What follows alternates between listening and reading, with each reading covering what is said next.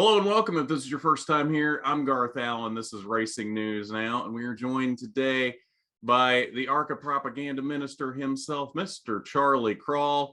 Charlie, how's it going today, man? I'm doing great, Garth. Thanks for having me on. No problem. I mean, after everything that's gone down the past couple of days, I figured it was necessary. So, first off, I'm just gonna open the floor to you. All everything that's been said the last couple days between Black Flags Matters video, my video, everything else. Let's clear the air here. Anything you want to say to start off to defend ARCA or whatever you need to do. Whatever you need to do, start off here. Well, I appreciate the opportunity to do that, Garth. And first and foremost, I always start these conversations with you and say, people are entitled to their opinion. That's fine. If you think ARCA is great, like I do, wonderful. If you are a critic, you're entitled to your opinion. All I ask, as always, is you get the facts right. And so many people want to jump in and make all of these broad assumptions. And no one has ever asked me. Darian has never called. I actually reached out to him and said, hey, give me a call. Let's talk. Haven't heard word one from him. He's busy training for marathons and doing all this other stuff, which is fine. But apparently you have time to make this really horribly uninformed video. And when someone says, hey, let me correct you on a couple of facts, you don't have time to take my call. Right. That's strange to me. Have your opinions, but when you say something like ARCA had to sell because they were in financial trouble, that is just plain wrong. It's just wrong. And I took journalism classes way back in the 1990s, Garth. But I'm guessing they still really haven't changed. Yeah. My journalism 101 professor said the most important thing is to get the facts right. And you have to talk to people, and you would get an F in this guy's class if you spelled a name wrong. Wow. Darian got names wrong. Yeah. Okay. How am I supposed to take you serious? Well, you're going to publish a video and you can't differentiate between Tanner and Taylor Gray. Right. And right. And then you make this other wildly absurd claim that we were in some sort of financial difficulty when we weren't. So yeah, you might make that assumption because there was a sale of the company. So my bosses here and the people who have run this company for 70 years. Okay, you don't get to be around for 70 years if you're not doing it right. They know the lay of the land pretty well, and they kind of see where the boat is going. And there's, make no doubt about it, Garth, we've been around for 70 years, and I am super happy to work here, and we've got this great office, and this was a small company. It's still a small company.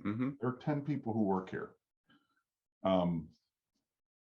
To throw this little company out into the ocean with massive, storms and waves, and who knows what could have happened. And I will tell you this right now, without that sale to NASCAR in 2018, we get to the pandemic in 2020, and there's no saying we weather that storm. Right. We absolutely are lucky to have had the backing of our parent company and the faith that Jim and Lisa France have, and Steve Phelps and Mike Helton. These folks, they don't interfere with us on a daily basis. And I don't know that that's necessarily the right word, but this is what pops into my mind. They don't tell us what to do. They don't say, hey, you have to do this, and you need to run this rules package, and you need to have these sponsors. From day one, Jim France said to Ron Drager, who is the president of ARCA, he said, run your business. We're gonna let you run your business. And that's what we do. So all of the hatred that NASCAR gets is misplaced. all of the frustration that people have that ARCA's not doing anything to grow. Okay, that's misplaced, because that's all we do here all day, every day.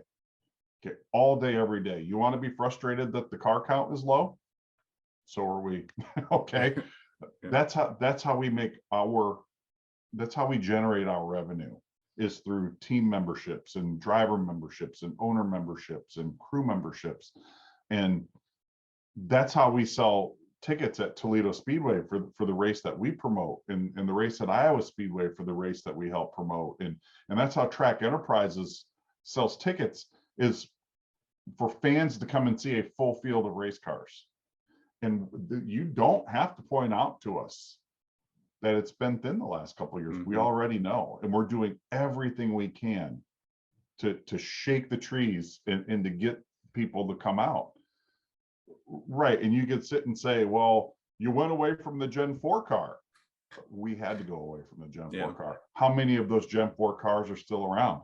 And there's a reason why, Garth, that NASCAR went away from the Gen 4 car, because the Gen 5 car is safer. Yep. Okay.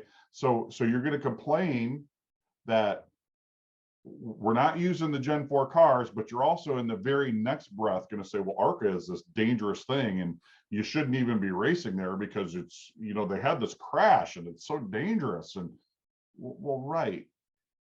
We understand racing is a dangerous game, and we want to make it as safe as we possibly can. And that's why we are encouraging our teams to go to those Gen 5 cars, because A, they're not making Gen 4 cars anymore. They're really hard to come by. You're not getting a used one anywhere, which is when we had our biggest car counts, is when all those used Gen 4 cars were available.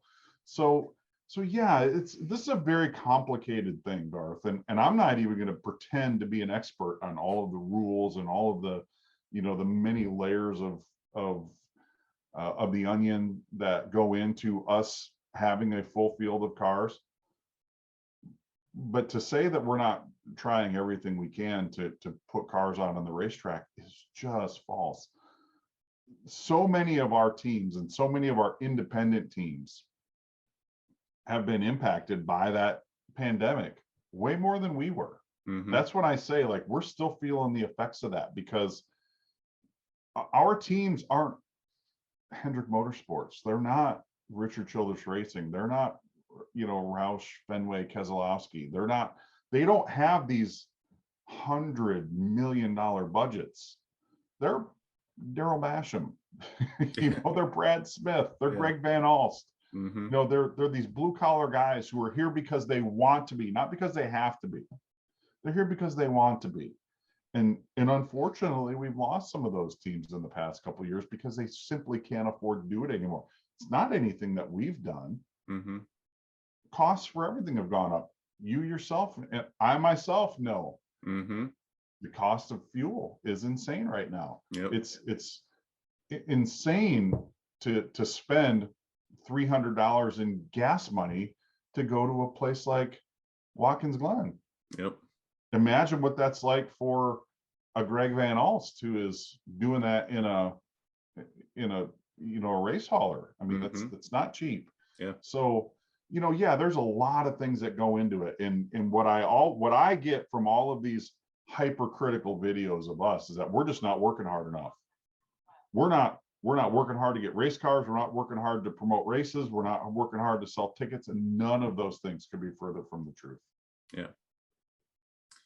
Well, to go back to one point that you made about NASCAR not imposing rules, just to be clear there, that also means that when Darian pointed out that NASCAR imposed its rule book in 2020 is not true also, false. Correct? Okay. Absolutely false.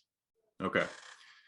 So to get into my couple of questions here, I made no grievances about it in my video that I have not been a fan of Springfield and DuQuoin, and I've made that very clear many times recently. But you had made the point in Casey's video that Springfield is a priority and that you will be going back there. Delve into a little more why Springfield and DuQuoin are a priority. Well, we have a 40+ year relationship there, Garth, and there are, not only do we have a relationship with the venue, with the state fair, with the promoter, there are thousands of race fans who come out to that race every year. Why would we take an event that works for everybody and just chuck it because we had a bad weather weekend and the track wasn't 100% perfect? Right. So that happens. Hey, I have been to lots of dirt tracks, and my absolute favorite racetrack in the world is Eldora Speedway. And I've been fortunate enough to work there. I know the people who run that racetrack. I know the people who prepare that racetrack. I know the owner of that racetrack. I am a huge fan. And there are days they don't get it right. It happens. When you're preparing a dirt racetrack, Tony Stewart will tell you it happens. Some days you just don't get it. I seem to recall them having to postpone a race last year because they couldn't get the track run in time. It happens. Yeah, it's just part of the deal when you own a dirt track. There's the dirt track here just outside of Toledo. They've had a couple of really tough nights where they've wrecked race cars because the track wasn't in tip-top shape. It's part of the deal. Was the racetrack at DuQuoin last year tip-top shape? Absolutely not. Was the racetrack at Springfield in tip-top shape this year? That is better than DuQuoin was last year. It still wasn't perfect, but it was raceable. Okay. And what you're gonna have, and I heard your criticism of this crash. Okay. So what you had there was a driver who came out of turn 4 who was in front of the leaders. Okay. Bryce Hageberg was in front of the leaders. He was trying to stay, I believe, on the tail end of the lead lap, but I don't remember exactly how the scoring was working out. But he was trying to stay in front of the leaders, and he had a tire go down, and he hit the wall. Okay, he didn't just come to a stop on his own. Right. He came to a stop because his car hit the wall, the suspension broke, and the car dug into the dirt surface. And he went from about, let's say, 70 miles an hour to about 10 miles an hour in about the space of my office. Yeah. And he didn't give right. And the leaders were right there. You talked to Jesse. You heard Jesse Love's take on that. He said, yeah, I had no idea where he was. It was just luck that I made it by it. Michael, Buddy Kofoid, not so lucky. That's an accident that, while it is a dirt track accident, that type of accident can and has happened everywhere. I've already made this point. There are thousands of crash videos from Cup, Xfinity, Truck, IndyCar, and you name the oval track racing series, I can find you crashes, Garth, that you and I would both sit here and say, well, how the heck did that happen? Yeah. Right. So that's really unfair. It was unfair of you to say it, and it was unfair of everybody to say, well, that crash shouldn't have happened. Right. So name a crash that should have happened. Right. Every crash shouldn't happen. Yeah. Right. No driver goes into a corner or starts making a lap or goes into a race and says, yeah, I'm looking forward to that crash I'm going to have later. That's going to be big. Yeah, I can't wait. No driver wants to crash. My response to that would be Richmond. What was that? 2012 Spingate. Perhaps. I mean, that's but debatable. I get your point. But, yeah. Right, but no driver certainly is going to want to do what Buddy Kofoid did. Right. I'm going to go back to what I have said numerous times. That's why they call them accidents, man. No one did that on purpose. That wasn't a lack of skill on Bryce Hageberg's part. That wasn't a lack of. Buddy Kofoid is one of the up and coming drivers in the country. In saying, well, this crash shouldn't have happened. Well, you're telling me you know better than Buddy Kofoid? Right. Well, I don't know better than Buddy Kofoid. So yeah, crashes happen, man. And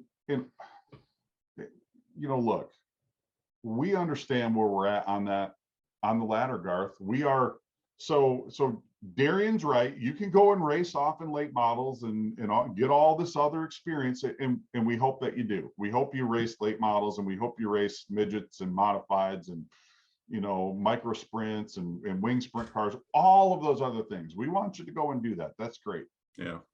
But when you're going to start making that move up the ladder, this is the first step. This is the first step where you're going to come to get your feet wet at places like Daytona and Talladega and Michigan and Kansas and Charlotte, all the places you don't think we should go. Well, that's the reason why we do go there. That's the value that the ARCA Menard Series has, is a guy like Ty Gibbs, who is undoubtedly one of the talents of his generation. Yeah. Ty wasn't ready to jump into an Xfinity car when he was 16 years old. He probably could have done it and he'd have looked okay. Mm-hmm. But he got that experience racing here in a much lower pressure environment. He learned the racetracks. He learned the race cars. He learned how the air moves. He learned how to come onto pit road. He learned where the bathrooms were. All of those things. Of those things. You do it here. So when you do go on to the Xfinity Series, you at least have that base of knowledge. And I hear the complaints, right? So not everybody who does it is a Ty Gibbs, right? Mm-hmm. You're still going to have drivers, even Ty from time to time, make mistakes because they're still young. You know, they still haven't been in every single situation, and the pressure is on. From the time you're 17 years old, like Jesse Love, the pressure is on for him to get to Cup. Mm-hmm. He's not going to stick around here at this level to run to win a championship when he can go and do that in the Truck Series. Yeah, we'd love to have Jesse here for the next 5 years, trust me. But the pressure is on for him to move. Mm-hmm. And that's just part of the deal. You know, that's why drivers don't stick around here, is because the pressure is on for them to get up that ladder. And that pressure comes from them. It comes from their sponsors. It comes from their manufacturers. It comes from everybody who is supporting them. And none of these things are like, you know, it's kind of inside baseball. You know, the casual fan doesn't really understand how that movement up that ladder works, but you know, it's just part of the deal. And to have to come and defend it to these people who, again, won't even return a phone call. They want to throw you under the bus, but won't return a phone call to learn. It's absolutely frustrating. I understand that. I guess my response to that would be, I made the point in the video yesterday about how Jesse had talked about, as somebody that understands dirt, saying that you need to go somewhere that has banking that was made for race cars. And I posed the question in that video that to anybody that would, any fan out there that would rather go to Springfield and DuQuoin over another dirt track. And I didn't see one person in the live chat during the premiere or in the comments that have said they would rather go to Springfield and DuQuoin. So I guess outside of that tradition of going there, where do you think we should go, Garth? I mean, off the top of my head, I can think Eldora, okay, Knoxville. So A, they've got to want us. Mm-hmm. B, we've got to come up with the deal. Mm-hmm. C, there's this overarching sponsorship program that we have with Menards, which obviously, I mean, we can't say enough about those folks, mm-hmm. but Menards has this thing where they like for us to race where they are.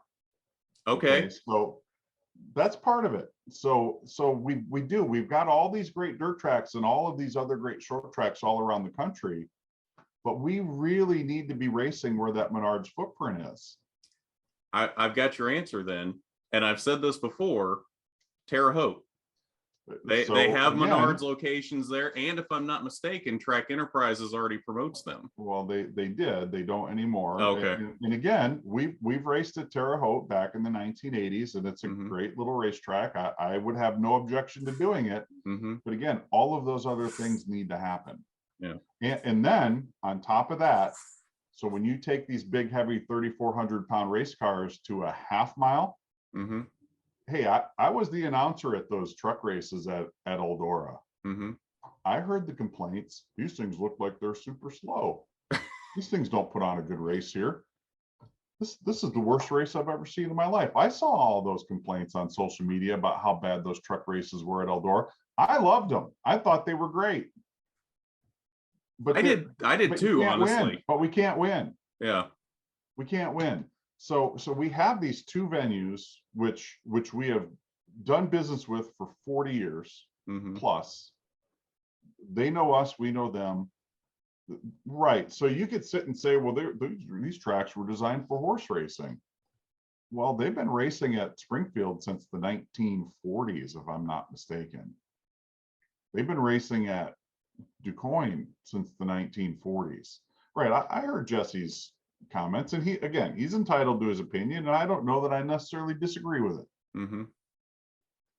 But to say that we can't race at these racetracks, I disagree with that. I think we not only do we can. Right. I've seen some really good races at both of those racetracks, and so we were shaping up to get the white flag at Springfield. Like, we were a minute away from that race coming to an end. You had the leader inches off the back bumper, or the second place driver inches off the back bumper of the leader coming into the final stretch to the checkered. You're right, Garth. There wasn't a lot of, great side-by-side racing there. Yeah.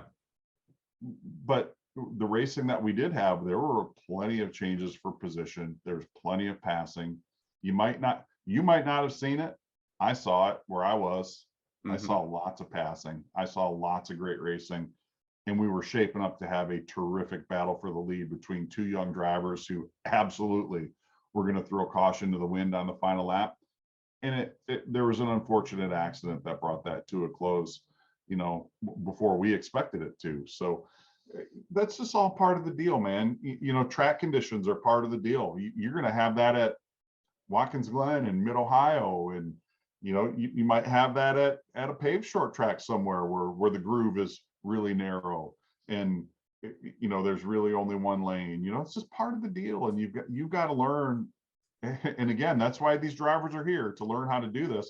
You've got to learn how to get your race car around that racetrack and deal with those other competitors and find your way to victory lane. That's all part of the deal.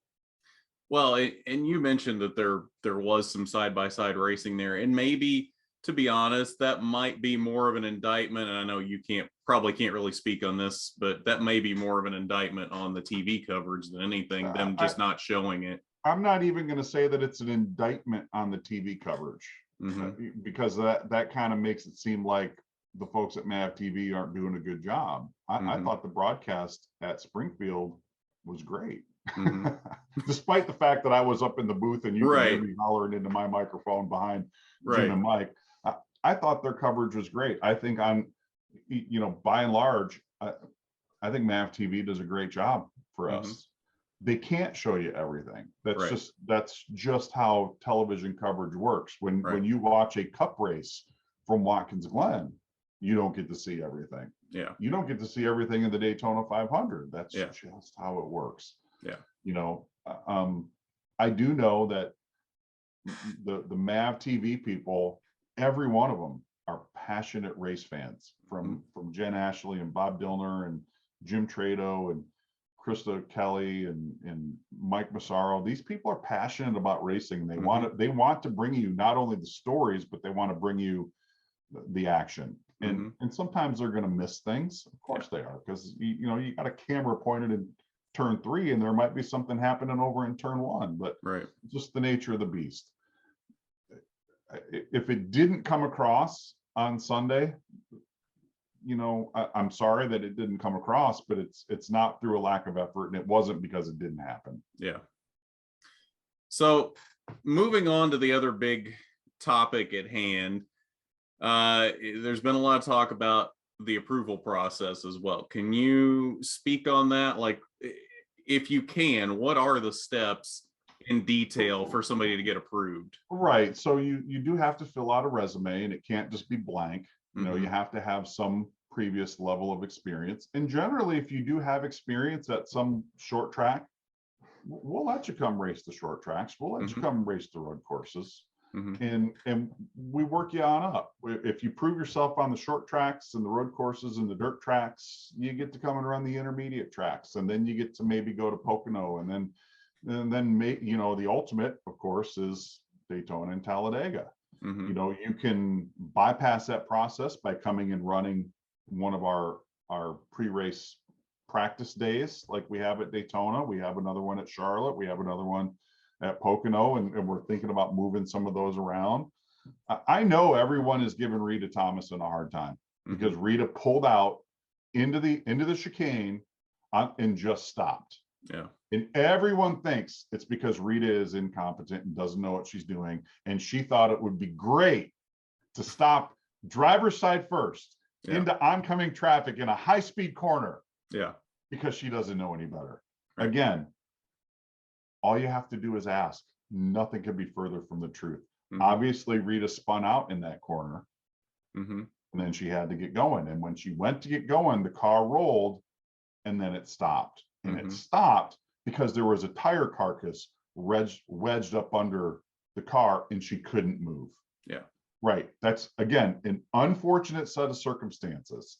And then you saw Dale Quarterly come in there, and Dale was carrying a pretty good head of speed. There is no one in our field on Friday at Watkins Glen who has more experience at Watkins Glen than Dale Quarterly. Dale is a top level driver on his own, but he has got more experience at Watkins Glen than anybody. Yeah. Despite that, that's a blind corner. There's a guardrail right there. You can't see. You couldn't see where she was. Right. And I don't know where spotters are. I don't know where they've got their spotters around the racetrack.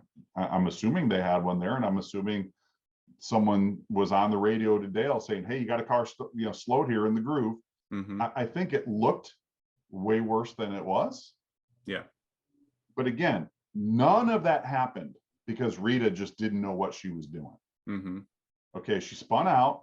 Hey, and for whatever reason, I don't know, maybe it's just because she got in too fast. I don't know. Yeah. But she spun out. Like lots of drivers spin out at Watkins Glen. Did we see any Cup drivers spin out at Watkins Glen on their own? Yeah. Is it because they're incompetent? No. All right. Yeah. So she spun out. She tried to get going because she didn't want to bring out the caution flag. She could have sat there and we would have had to have put the caution flag out. She didn't want to do that. She didn't want to be the cause of the caution. So she tried to get going. And as soon as she did, the car stopped because there was a tire carcass wedged up underneath and it wouldn't move. Right. And it just so happened that she was in the groove in a dangerous part of the racetrack, and everybody is going to attack her. Yeah. And that's again, it's okay to say, "Hey, what happened there?" But it's not okay to say, "Oh my God, there's a car stopped in the middle of this racetrack. That's ARCA's fault. ARCA's terrible. ARCA needs to go away. These drivers are all terrible and incompetent. The whole thing needs to be blown up." Yeah. Why not just ask a question like, "Hey, what happened there?" Right. Well, and I want to make it clear that my comments about the approval process or my questions weren't necessarily stemming from Rita in specific. I know there were questions about that around the Twitterverse and around social media, but me specifically, you're a social media guy, right? Well, yeah, something like that. I don't know why that was so funny, Garth. I don't know. It just came out very funny. I think a social media person is someone who is adept at navigating through social media. And I venture to guess, Garth, I probably know how that world works just a touch more than you. You probably do, to be honest. Like, right. I personally don't like social media at all. I don't like it any more than anybody else does at this point. But yeah, I mean, I know how social media works. I know how Twitter works. I know how Facebook works. I know I watch YouTube videos from racing videos to other, news document. Like I'm on social media all the time. Yeah. And I think the Twitterverse was very quick to jump on Rita. And look, I'm not going to say that none of our drivers have ever given social media reason to be critical, right? Because they have. Of course they have. They're but again, so do Cup drivers, so do Xfinity drivers and truck drivers, and so do Formula One drivers. And it's just part of the deal. And what really frustrates me, Garth, and I know we'll get back to your question here in a minute, but what really frustrates me about all of social media with everything is that everybody's an expert in everything. Yeah. Okay, I do it. I'm an Yeah. expert on foreign policy, and I'm an expert on climate science, and I'm an expert on sociology and economics, and you name it, I've got an opinion. Yeah. But right, but if I really wanted to get into an argument with someone, like I actually do reach out to, like, if I see some, like I'm interested in astronomy, like casually interested in astronomy. If I see something that's like interesting to me, I don't just like, hey, this is exactly what's happening with this nebula 18 billion light years from here. I'll ask somebody, hey, why is it doing that? Yeah. You know, Right. it's okay to ask a question like, hey, what happened there with Rita in the chicane? Right. Why was the track so rough at Springfield? Yeah. You know, why were you guys running so far behind? Why did you have to cut the race early? Right, like ask a question and you'll get an answer. Like I'm down with sharing information. Yeah. So I guess to build on what I was starting to ask there, where my question was stemming from, and I don't know if there was any validity to this at all, and that's why I'm asking, is to find out, because I feel like you would necessarily know better than the person that posted the video. But there was a video posted on YouTube a couple weeks ago, I don't know if you saw it or not, about approval processes and the fact that some guy got approved to the Pinty series without any prior experience whatsoever. So that had spurred some questions about NASCAR's approval process. So the Pinty series is up in Canada and has nothing to do with us. Right. They have their own approval process. They have their own, series directors who make those calls. I can't speak for them. Yeah. What I can generally speak to is the fact that if you're going to a quarter-mile short track somewhere, the approval process might be a little more forgiving than if you're going to a 2.5-mile super speedway. Yeah. And seriously, I'm telling you right now, I could win the lottery. I could go and buy a car. I could tell these people down the hall I would like to come and run the Toledo race. They would say, let's go watch you make a couple of laps and make sure you don't, you know how to get through the gears, you know how to hit the brakes, you know how to, not run into the wall, going into turn one on your first lap. And if I do all of those things, there's a pretty good chance they're going to let me come run that race. That's just how it works at this level. Yeah. We're not Cup. Yeah. We're not like trying to keep people out. We're trying to get people in. And that's the other thing, Garth, is that so many people, because a lot of the people who have these opinions also work on Sundays. Some spotters, crew members, whatever. And they're comparing they're comparing what happens here to what happens on Sunday. And again, that's patently unfair. You can't go to a Toledo Mud Hens game and say, oh, all these guys are playing like AAA baseball players. What the heck? I expect them to play at major league level every time I'm here. Well, if they were doing that, they'd be at the major league level. Yeah. Right. Well, we're AA level. Yeah. So you've got to give these people a place to learn, and you've got to give them a place to make mistakes, and you've got to give them a place to get that experience before they go up. And if you don't do it here, where are you going to do it? Well, to play devil's advocate, the argument could be made that you could do that in late models or modifieds or wherever. Do late models or modifieds run at Daytona and Talladega? They do not. Do late models and modifieds run? I mean, you could maybe say that they run at Bristol, but running a late model at Bristol, that's not the same type of chassis that you're going to run in a truck or an Xfinity race. So how much are you going to carry that over? Yeah. Do modifieds run at Watkins Glen? No. Right. So that's what this level's for. It's a bridge between late models and trucks. That's what it is. Yeah. Well, right. And we expect those people to have that experience before they get here, and then they're going to put that experience to use to make that leap into a truck. Well, and to also play devil's advocate, going back to your if you won the lottery and walked down the hall and told them you wanted to enter a race, and all you had to do was just run a couple laps, show them you could get through the gears, that kind of thing.